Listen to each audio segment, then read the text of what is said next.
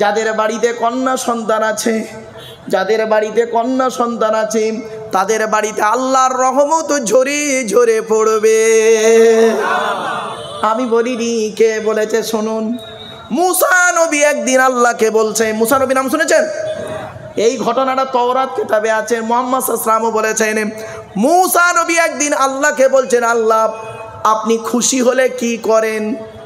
আল্লাহ বলে, মুসা রে, আমি আল্লাহ যখন বান্দার উপরে খুশি হয়ে যাই, আকাশ থেকে পানি বর্ষণ করি।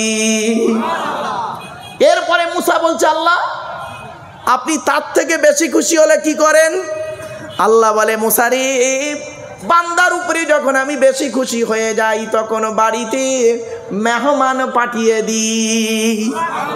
বাবা, যাদের বাড়িতে মেহমান আছে জানবেন তাদের কপাল কপাল। আর অনেকে কি করে, মেহমান এলে মুখটা বেঁকে যায়। আল্লাহ নবী বলেছেন, মান কানা ইউমিনু বিল্লাহি ওয়াল ইয়াউমিল আখির ফালা। অসুবিধা হচ্ছে আপনাদের? আল্লাহ নবীর হাদিসগুলো একটু মাথায় রাখবেন। আল্লাহ রসুল বলেছেন, যে ব্যক্তি 100% আল্লাহর উপরে ঈমান আনে, সে যেন পাড়া প্রতিবেশীর উপকার করে আর মেহমানদারি যেন করে। বুঝলেন? মেহমানের উপরে আল্লাহ পাক এত বড় গুরুত্বপূর্ণ নিয়ামত দিয়েছে মেহমানদের দ্বারাই, আপনি সেটাকে ভুলে যান, মেহমানদারি করেন না। শুনে রেখে দিন। এরপরে মুসা নবী আল্লাহকে বলছে, আল্লাহ আপনি সব থেকে যখন বেশি খুশি হয়ে যান কি করেন? আল্লাহ বলে, মুসা রে, আমি আল্লাহ যখন বান্দার উপরে সব থেকে বেশি খুশি হয়ে যাই, ওই বান্দার বাড়িতে আমি আল্লাহ কন্যা সন্তান দান করি। তাহলে নারী কন্যা সন্তান হলে মুখ বাঁকে কেন? মনে রাখবেন, মেয়ে ছেলে হলো আল্লাহর দেয়া নিয়ামত। কথাগুলো একটু মাথায় রাখবেন। এমন একটা জমানা গিয়েছিল, নবীর যুগের ঘটনা শুনলে চমকে যাবেন। আল্লাহর নবী একদিন বসে আছেন, আল্লাহর নবী একদিন বসে আছেন। এমন সময় একজন সাহাবী নবীর সামনে নামাজির হালতে বসে ঝরঝর করে কেঁদে চলেছে। আল্লাহর নবী জিজ্ঞাসা করলেন, ও আমার সাহাবী, তুমি কাঁদো কেন? বলে, ইয়া রাসূলুল্লাহ, ইয়া হাবিবাল্লাহ, হুজুর, পৃথিবীতে অনেক পাপ করেছি, মাফ হয়ে যাবে, একটা পাপ মনে হয় মাফ হবে না। বলে, কি পাপ? বলে, ইয়া রাসূলুল্লাহ, আমি আমার জীবিত কন্যাকে পুঁতে মেরে ফেলেছি। হ্যাঁ, সে কি? জীবিত কন্যাকে পুঁতে মেরে ফেলেছো? বলে, হ্যাঁ। বলে, কিরকম? বলে, ইয়া রাসূলুল্লাহ, ইয়া রাসূলুল্লাহ, ইয়া হাবিবাল্লাহ, হুজুর, আমার আল্লাহ একটা কন্যা সন্তান দিয়েছিল, আমার আল্লাহ একটা কন্যা সন্তান দিয়েছিল।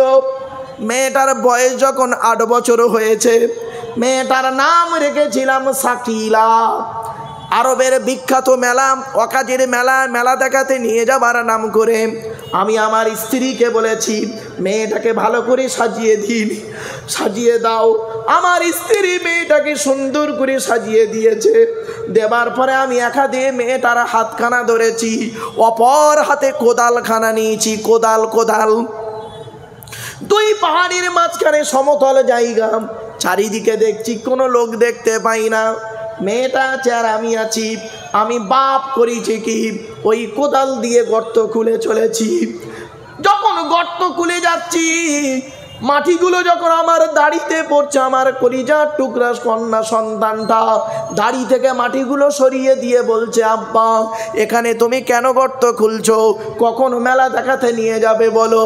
আমি কোনো দিকে খেয়ালটা করেছে কি, যখন গলা পর্যন্ত গর্ত খোলা হয়ে গেছে, মেয়েটার হাত আর পা দড়ি দিয়ে বাঁধতে শুরু করেছি। মেয়েটা হাউ হাউ করে কাঁদছে আর বলছে, আব্বা, তুমি মেলা দেখাবার নাম করে নিয়ে আসলে, এটা কি তোমার মরণ মেলা? এই বলে মেয়েটি ঝরঝর করে কাঁদছে আর বলছে, আব্বা, তোমার বিয়ে আমায় দিতে হবে না, লোকের ধরে ধরে ভিক্ষা করে খেয়ে মানুষ হবো, তবে আমার প্রাণী তুমি মেরে ফেলো না, মায়ের কাছে ফিরিয়ে দাও। আমি পিতা হয়ে কোনো দিকে খেয়াল না করি মেয়েটাকে করলাম কি, গর্তেরই ভিতরে ফেলে দিলাম। দূর থেকে পাথর নিয়ে মেয়েটাকে চাপা দিতে লাগলাম। অবশেষে মেয়েটার মাথায় বড় একটা পাথর এনে মেয়েটার মাথায় সজোরে আঘাত করে দিলাম। মেয়েটা মারা যাওয়ার আগে বাবারে বলে চিৎকার করে উঠেছিল, ইয়া রাসূলুল্লাহ, ইয়া হাবিবাল্লাহ, হুজুর, এই বাপ ডাকটা, বাবারে ডাকটা আজও আমার কানে বাজে। আমি যখন নামাজ পড়ি তখন মনে হয় কলিজার টুকরা কন্যাটা আমার বাবারে বলে ডাকছে। আমি যখন খেতে বসি তখন মনে হয় কলিজার টুকরা কন্যাটা আমার বাবারে বলে ডাকছে।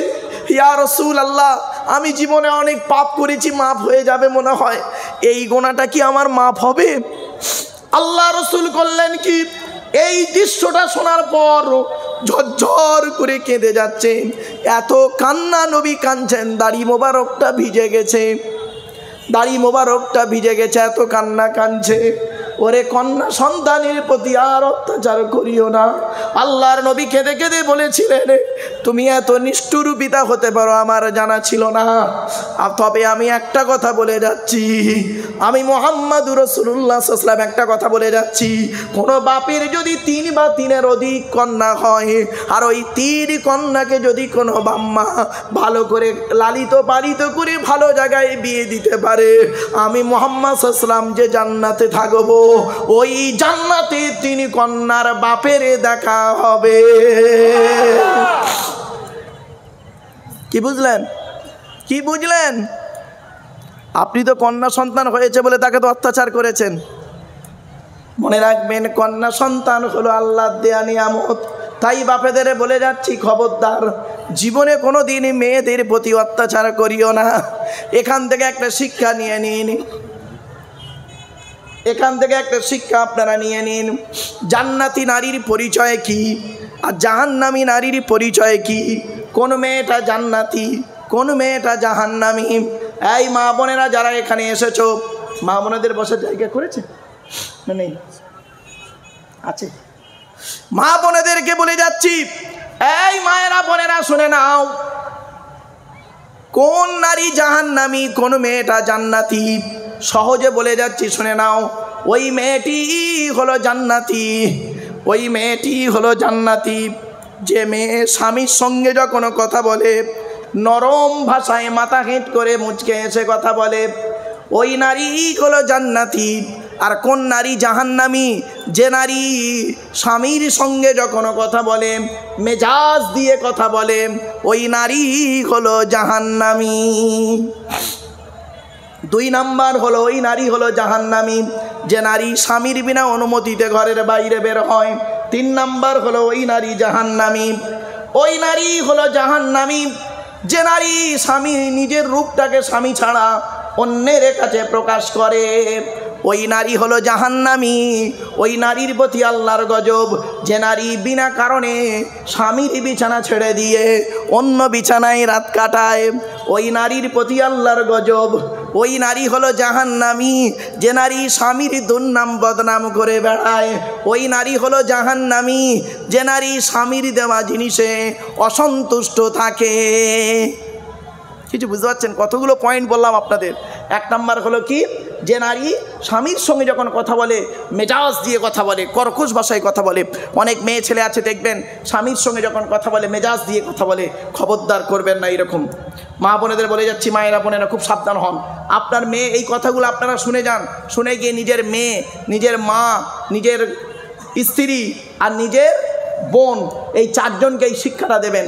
মনে রাখবেন, যদি আপনি না দেন আপনাকে কিয়ামতের মাঠে ধরা হবে। চলুন, 10টা হারাম জিনিস, 10টা হারাম জিনিস আপনাদেরকে বলে যাচ্ছে। এই প্রসঙ্গে যখন এলো বলে দিচ্ছি 10টা হারাম কি কি। এই 10টা হারাম আদম নবীর উপরে নাজিল হয়েছে, আর মোহাম্মদ নবী পর্যন্ত প্রত্যেকটা নবীর উপরে এই 10টা হারাম তাদের ভাষায় নাজিল হয়েছে। তো মুহাম্মদ সাল্লাল্লাহু আলাইহি ওয়াসাল্লামের ভাষা ছিল আরবি, তাই আরবি ভাষায় এই 10টা আয়াত নাজিল হয়েছে, কোরআনে আছে। শুনে নিন কি কি। 1 নাম্বার, কুল তাআলাউ আতলু মা হাররামা রাব্বুকুম আলাইকুম আল্লা তুশরিকু বিহি শাইয়্যা। 2 নাম্বার হলো, ওয়া বিল ওয়ালিদাইনি ইহসানা ওয়ালা তাকতুলু আওলাদাকুম মিন ইমলাক নাহনু নারযুকুকুম ওয়া ইয়্যাকুম ওয়ালা তাকরাবুল ফাওয়াহিশা মা যাহারা মিনহা ওয়া মা বাতান ওয়ালা তাকতুলুন নাফসাল্লাতী হারামাল্লাহু ইল্লা বিল হাক্কি যালিকুম ওয়াসাকুম বিহি লাআল্লাকুম তাকিলুন ওয়ালা তাকরাবু মালাল ইয়াতীমি ইল্লা বিল্লাতী হিয়া আহসান হাত্তা ইয়াবলুগা আশুদ্দাহু ওয়া আউফুল কাইলা ওয়াল মিজানা বিল কিসতি লা নুকাল্লিফু নাফসান ইল্লা উসআহা ওয়া ইযা কুলতুম ফা'দিলু ওয়ালাউ কানা যা কুরবা ওয়া বিআহদিল্লাহি আউফু যালিকুম ওয়াসাকুম বিহি লাআল্লাকুম তাযাক্কারুন ওয়া আন্না হাযা সিরাতি মুস্তাকিমান ফাত্তাবি'উহু ওয়া লা তাত্তাবি'উস সুবুলা ফাতাফাররাকা বিকুম আন সাবিলিহি যালিকুম ওয়াসাকুম বিহি লাআল্লাকুম তাত্তাকুন। এই তিনটে আয়াত, এই আয়াতটা কোথায় আছে শুনে নিন। 8 নম্বর পারার 7 নম্বর পৃষ্ঠার 11 নম্বর লাইন, সূরার নাম সূরা আনামের 151 নম্বর আয়াত, 152 নম্বর আয়াত, 153 নম্বর আয়াত। মনে রাখবেন, এই বাংলা মানেটা দয়া করে একটু শুনে যান আপনারা। আল্লাহ পাক বললেন, কুল, নবী তুমি বলো, তাআলাও, তোমরা এসো, আতলু মা হাররামা রাব্বুকুম আলাইকুম, আমি তোমাদেরকে তেলাওয়াত করে শোনাবো আল্লাহ তোমাদের উপরে কি কি হারাম করেছে, কোন কোন জিনিসগুলো হারাম করেছে তোমাদের কাছে আমি শোনাবো। 1 নম্বর হারাম জিনিস কি শুনে নিন, আল্লাহ তুশরিকু বিহি শাইয়্যা, আল্লাহর সঙ্গে কাউকে শরীক করবেন না। শরীক করা হলো হারাম কাজ, হারাম কাজ, হারাম কাজ।